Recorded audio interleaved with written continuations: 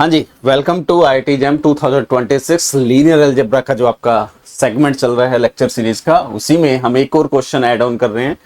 यहाँ पे आपको एक पी मैट्रिक्स दी हुई है which is 4 cross 6 and Q matrix 6 4 cross, और P into Q and Q into P 0 है। तो अब इस इंफॉर्मेशन का क्वेश्चन में कैसे यूज करेंगे? मल्टीपल चॉइस क्वेश्चन आया हुआ है, 2 मार्क्स का क्वेश्चन है, तो बहुत इंपॉर्टेंट क्वेश्चन है।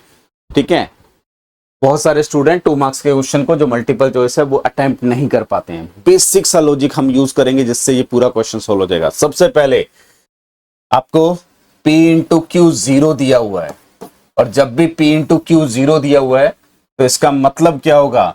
जो यहां पोस्ट मल्टीप्लाई है उसका रेंज, तो रेंज ऑफ Q कंटेन्ड हो जाएगा कर्नल ऑफ P में। क्यों हो जाएगा उसको देख लेते हैं। अगर मैं V belongs to range of Q लेता हूं, implies Q of sum U equal to V होगा, क्योंकि रेंज स्पेस का मेंबर है। Implies both side P operate कर देंगे, P Q of U is equal to P of V हो जाएगा, और P ऑफ Q क्या दिया हुआ है? 0। तो ये U वेक्टर को 0 पे लेके जाएगा, तो इसका मतलब P of V should be 0। इसका मतलब V कहां चला गया? कर्नल ऑफ P में चला गया। तो जब भी P इंटू क्यू 0 है तो जो पोस्ट मल्टीप्लाई है उसका रेंज प्री मल्टीप्लाई मैट्रिक्स में जाएगा। तो यहां से क्या प्रूफ हो गया? Range of Q contained in this one. तो पहली information P cube equal to 0 implies range of Q contained in kernel of P। और सेकंड उसने क्या इंफॉर्मेशन दी हुई है? Q into P equal to 0। तो यहां से इंफॉर्मेशन क्या आ जाएगी? रेंज ऑफ P जो है वो कंटेन्ड हो जाएगी कर्नल ऑफ Q में। उसके बाद रैंक नलिटी थ्योरम। तो rank of P plus nullity of P is equal to, P का ऑर्डर क्या दिया हुआ है? 4 cross 6। Rank plus nullity is number of columns, and then rank nullity theorem on Q। Rank of Q plus nullity of Q is equal to, Q matrix किस order की दी हुई है? 6 क्रॉस 4, तो इट इज 4। तो ये अगर 4 information पता है तो क्वेश्चन स्ट्रेट फॉरवर्ड आपका सॉल्व हो जाएगा। अब देखिए पहला ऑप्शन क्या कह रहा है? Range space of P contained in kernel of Q, true हो गया। Range of Q contained in this one, तो फर्स्ट स्टेटमेंट ट्रू हो गई। Second, rank of P plus rank of Q, तो यहां से इंफॉर्मेशन लेते हैं। रेंज ऑफ दिस, पहली इंफॉर्मेशन से क्या आ जाएगा? Rank of Q less than और equal to nullity of Q, और नलिटी ऑफ Q को किससे रिप्लेस कर सकते हैं? यहां से 4 माइनस रैंक ऑफ Q से रिप्लेस कर सकते हैं। इसको सिंप्लीफाई करेंगे तो this implies, 4 minus rank of, wait ये गड़बड़ कर दिया।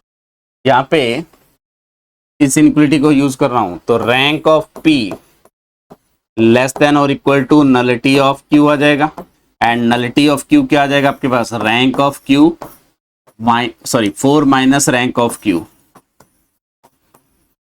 ठीक है, तो इस इनक्विटी से क्या इंप्लाई करेंगे? Rank of P plus nullity of rank of Q is less than और इक्वल टू क्या आ जाएगा? 4। और सिमिलरली आप इसको भी यूज कर सकते हो सेकंड के लिए। तो यहाँ पे ये इनक्विटी सेटिस्फाई हो गई। यहाँ पे नेक्स्ट क्या कह रहा है? सी ऑप्शन के लिए वो कह रहा है कि range space of P equal to null space of Q।